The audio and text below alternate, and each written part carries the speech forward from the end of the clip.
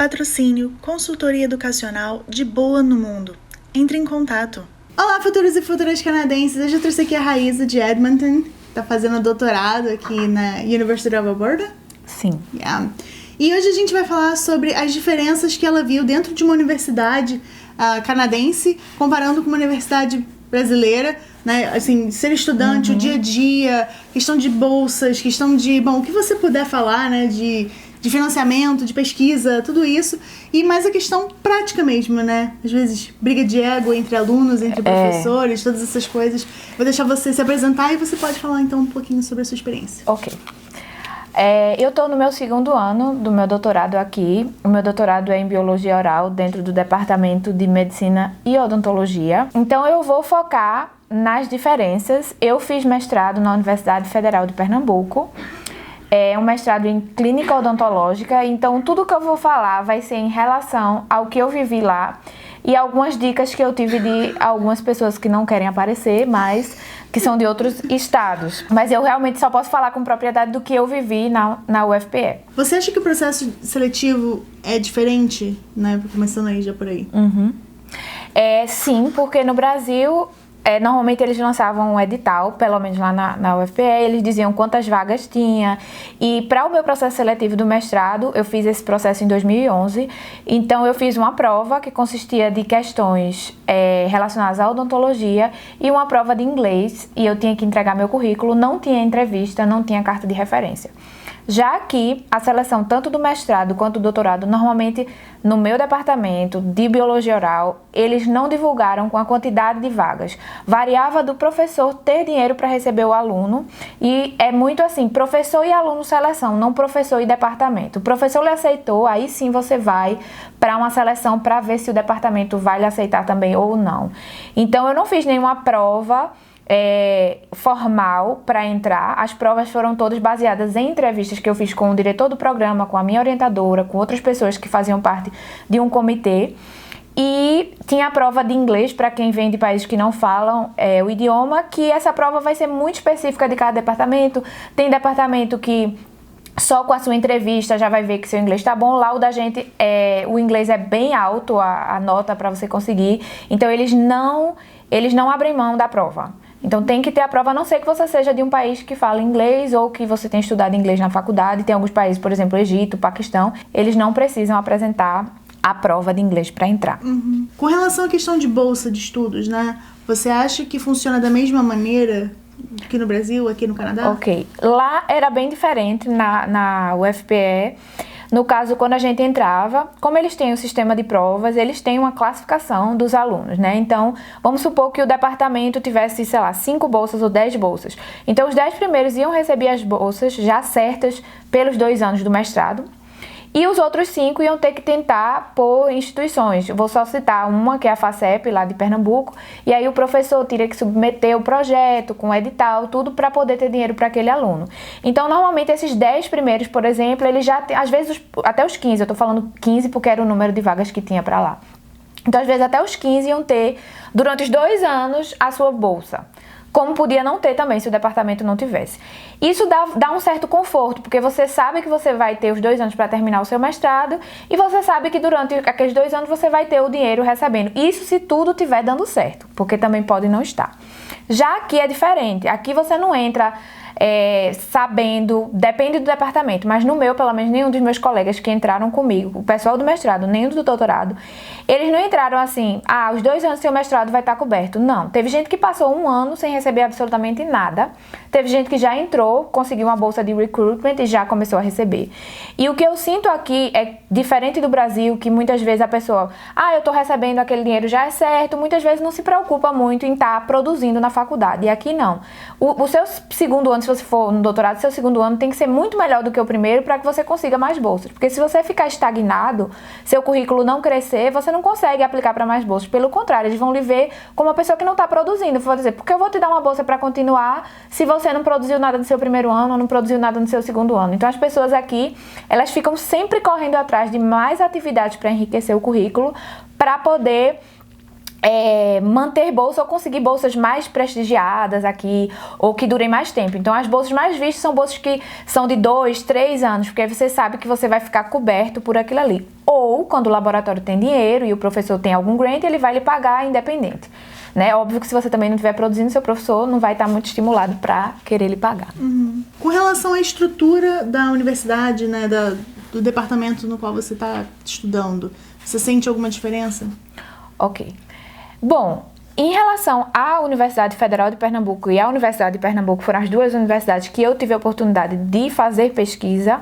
Sim, eu sinto a diferença. Eu sempre ouvi falar, os meus professores sempre falavam muito da USP, da Unicamp e tudo mais. São faculdades que eu não tive a oportunidade de conhecer para ver os laboratórios de pesquisa em odontologia, mas os da UFPE, na área que eu pesquisei, eu tive que pedir muito favor, tive que ir para o laboratório de biomedicina, de histologia, embriologia. Fico muito grata a todos os laboratórios que abriram as portas para a gente lá, mas de fato a gente não tinha estrutura para a pesquisa que a gente queria dentro da odontologia. E aqui não, se a professora propõe uma pesquisa, essa pesquisa ela tem que ter uma estrutura laboratorial e se não tiver, pelo menos dentro do próprio prédio da faculdade, mas é uma coisa mais arranjada. Então a gente chega lá, a gente normalmente não tem que agendar um horário para fazer um certo experimento, porque a professora já tinha dinheiro, então ela já tem todo o equipamento, não só o material em si, como equipamento. Quando eu fiz o meu mestrado, tiveram alguns materiais que infelizmente eu tive que tirar dinheiro da bolsa que eu recebia para comprar, porque eu realmente queria terminar, eu queria que o projeto andasse e o laboratório não tinha dinheiro e não tinha o que fazer, você não pode sentar e esperar. Você tem que fazer alguma coisa, então você vai lá e faz você mesmo, entende? Então aqui isso não existe. Uma outra coisa simples, bem sutil, é que o aluno ele tem o espaço dele dentro da faculdade. Então você tem sua mesa, você tem tudo seu, fica lá na faculdade, você tem o seu espaço. Na parte da odonto da UFPE eu não sentia que eu tinha esse espaço lá, então assim... Muitas vezes você precisa ter aquela dedicação exclusiva, mas você não tem o seu cantinho, né? É bem concorrido até para você sentar. Você tem que ir para a biblioteca, você tem que ir para outros locais. Então, até a questão de você tirar uma xerox, de você imprimir, de você ter toda aquela parte de papelaria, caneta, tudo aqui tem. Então, eu não precisava estar preocupada com isso. Quando lá eu tinha que estar sempre saindo, eu tinha que tirar isso do meu bolso, esse gasto. Né, que parece pouco, mas quando você tem que estar imprimindo artigo sempre, acaba que o gasto fica bem grande. Mas supostamente você deveria estar usando o valor da bolsa para arcar com a sua pesquisa, não? Não, na verdade, quando você tem a bolsa, aquela bolsa é para dar o suporte ao aluno, porque como o aluno está dedicação exclusiva tanto aqui quanto lá, o professor aqui, pelo menos, ele não admite que você tire o dinheiro da sua bolsa para gastar para o laboratório, a não ser que você tenha aplicado para uma bolsa, não uma bolsa, mas um grant para o laboratório, que às vezes o estudante pode, que a gente citou naquele outro vídeo. Então, esse dinheiro sim, você pode usar para o laboratório, mas se a bolsa é para os seus custos, custo de vida e por aí vai, você não vai comprar pipeta para laboratório, você não vai comprar becker para laboratório. O laboratório já tem que ter essa estrutura, senão ele não deve lhe receber, porque se não tem estrutura, você não vai estar comprando. Então, até isso faz a diferença, essa questão dos materiais, papel e coisas para imprimir, a faculdade tem que ter. Aqui, pelo menos, tudo que tem a ver com a faculdade, seja artigo, tudo é impresso lá. Tanto que as professoras, elas falam mesmo, não, é para imprimir tudo aqui, você não imprima nada em casa. O que for da faculdade, você imprime aqui. Essa foi a visão que eu tive aqui. Lá, nem era cogitado. Eu realmente tinha que pagar para imprimir minhas coisas. Entendi. Você sentiu que existe alguma diferença entre as formas de ganhar dinheiro dentro da faculdade, exceto pela bolsa? Sim, senti também. Porque quando eu estava no meu mestrado, tinha um estágio, que era um estágio docente que era considerado obrigatório, a gente tinha que pagar as horas e ela não era remunerada. Eu já ouvi que em outras faculdades, da pessoa que não quer aparecer no vídeo, que esse estágio ele pode ser remunerado sim, mas pelo menos no meu mestrado, eu nem vou falar da UFPE em si, porque eu não posso falar de nada que não for aquele ano que eu estudei, porque pode ser até que hoje ele já seja remunerado. Então, quando eu fiz o meu estágio foi em 2012 e não era naquela época remunerado, nenhum dos meus colegas recebeu. E aqui não, aqui você tem os TAs, que são Teacher Assistants, e eles recebem pelas horas que trabalham, e é uma forma do estudante, além da bolsa, ou se não estiver ganhando bolsa, você conseguir se sustentar, né, dentro do programa de pós-graduação, ajuda bastante. Agora, com relação a briga de egos dentro da universidade, sim. Você sentiu alguma diferença? Eu achei, porque eu tive no Brasil 3 orientadores diferentes, porque eu tive 2 projetos durante a graduação e um no mestrado. E com esses orientadores que eu tive, eu não senti... Eu senti que realmente eles estavam lá para orientar, eles eram pessoas que lhe tratavam como igual, eram bastante presentes. E aqui a minha orientadora, eu não tenho assim um A para falar dela, porque ela é uma pessoa que ela é realmente a professora, porque ela ensina, se ela vê que você não está sabendo muito de uma coisa ou de outra porque você veio de outra cultura, tudo ela dá suporte, desde da pós-graduação em si até a vida. Então, assim, com ela eu não sinto. E eu também não sinto que exista uma briga entre professor e aluno. O que eu sinto dentro da faculdade, pelo menos aqui, lá no Brasil eu não senti isso, mas aqui eu sinto, é como os professores têm essa competição de grants. Eu vou conseguir um grant, então eu vou comprar muita coisa para o meu laboratório.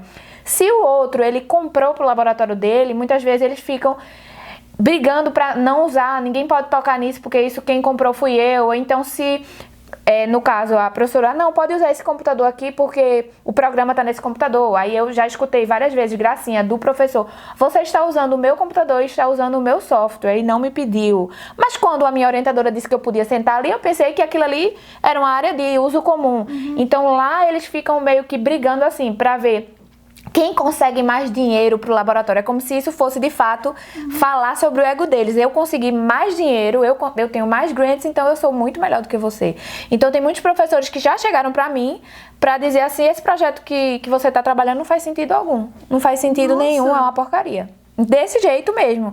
Ela não tem nada na cabeça. Entendeu? Então, assim, e como eu já ouvi, a minha orientadora ela é muito restrita para falar de outras pessoas, ela não fala, mas muitos falam de outros, entendeu? Então, eles têm muito isso, aquela porcaria ali não vai para canto nenhum, não vai conseguir nada. E como é que não vai conseguir? Se ela tá com grant, ela recebeu um grant para aquilo ali, alguém acreditou no que ela tá pensando. Então, o que eu sinto lá é isso, é uma briga, por exemplo, o professor que ganhou 1 milhão o ano passado, tipo, ele quer agora que, ao invés dele ter um laboratório só, ele tenha 3. Por quê? Porque eu ganhei mais dinheiro e eu quero ter mais alunos, porque ele sabe que com mais aluno ele vai ter mais produção. Esse é o tipo de briga que eu vejo no meu departamento. Não é nenhuma briga, mas você sente aquele clima chato. Você usou isso que é meu. Você pegou naquilo que não, sem autorização, seu aluno não tinha treinamento para usar isso. Que eu até acho que o treinamento é importante, porque você não quer que a pessoa quebre uma coisa, sim, né, claro. E tudo. Mas é o jeito que eles colocam. Eles colocam assim, sou muito superior a você, sou melhor, porque eu consegui 10 e você conseguiu só 1. Entende? Você sente algum tipo de competição entre os alunos? Não, até agora eu sinto os alunos assim se ajudando bastante. Eu tô no meu segundo ano, tanto no Brasil quanto no Canadá. No Brasil eu não tenho o que reclamar dos meus colegas eles não ficavam assim, escondia alguma coisa, não. E aqui também, quando a gente sabe uma oportunidade de TA, ou sabe uma oportunidade de voluntário, sempre a gente marca um ou outro. Tem pessoas específicas, eu não vou generalizar, mas tem pessoas que você vê que escondem coisas, mas são pessoas específicas, eu não vou dizer que seriam todos, é uma pessoa ali e outra aqui, eu conheço 2. Então, nenhum dos 2 lugares eu senti essa competição, não. Muito obrigada, Raíssa. Por nada. Obrigada, então, por ter participado, contado aí suas experiências e também obrigada à pessoa que não quis aparecer também, né? E colaborou bastante. Se vocês tiverem dúvidas, deixa aqui nos comentários, deixa seu joinha, compartilhe com seus amigos. E acho que é isso, né? É isso. A gente se vê na próxima. Tchau, tchau. Por ter participado, contado aí suas experiências e também obrigada à pessoa que não quis aparecer também, né? E colaborou bastante. Se vocês tiverem dúvidas, deixa aqui nos comentários, deixa seu joinha, compartilhe com seus amigos. E acho que é isso, né? É isso. A gente se vê na próxima. Tchau, tchau.